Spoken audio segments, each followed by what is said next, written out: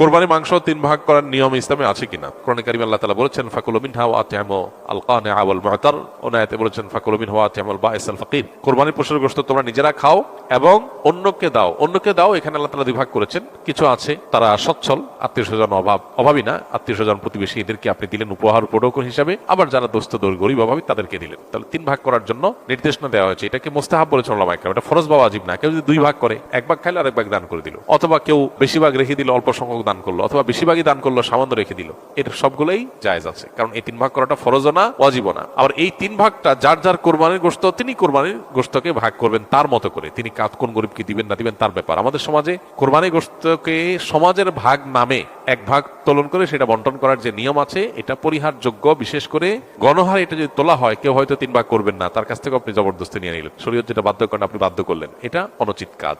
হ্যাঁ, যদি কেউ এরকম উদ্যোগ নেয় যে স্বেচ্ছায় যারা ইচ্ছা তারা দিতে পারেন, আমরা গরিবদের কাছে সুষম বন্টন করে দিব, এটা প্রশংসনীয়। এরকম হতে পারে, স্বেচ্ছায় দেওয়ার ব্যবস্থা থাকলে সেটা ঠিক আছে। কিন্তু বাধ্যতামূলকভাবে সামাজিকভাবে সমাজের ভাগ বলে উঠাই নিয়ে আসা, কেউ নিজের অনিচ্ছা সত্ত্বেও যদি দিতে বাধ্য হয় তাহলে সেটা নাজায়েজ হবে। কারণ নবী সাল্লাল্লাহু আলাইহি ওয়াসাল্লাম বলেছেন লা ইয়াহিল্লু মালু মুসলিমিন ইল্লা বিতিবি নাফসি, কোন মুসলমানের সম্পদ তার মনের সন্তুষ্টি ছাড়া সেটা গ্রহণ করা বা সেটা দখল করা এটা জায়েজ নয়, ভোগ করা জায়েজ না। বিধায় কোরবানির গোশত যিনি কোরবানি দিয়েছেন তাকে আল্লাহ তাআলা দিয়েছেন, এটা তার। সো তার সন্তুষ্টি না থাকলে আপনি সমাজের ভাগ নামে তার কাছ থেকে উত্তোলন করলে সেটা জায়েজ হবে না। তিনি হয়তো তার কোনো আত্মীয়স্বজন গরিব, তাকে একটু বাড়ায় দিবেন, আপনার সমাজের ভাগে নিয়ে আপনাদের মতো দিবেন, এটা তো তার অধিকার খর্ব করা হলো, এটা উচিত নয়।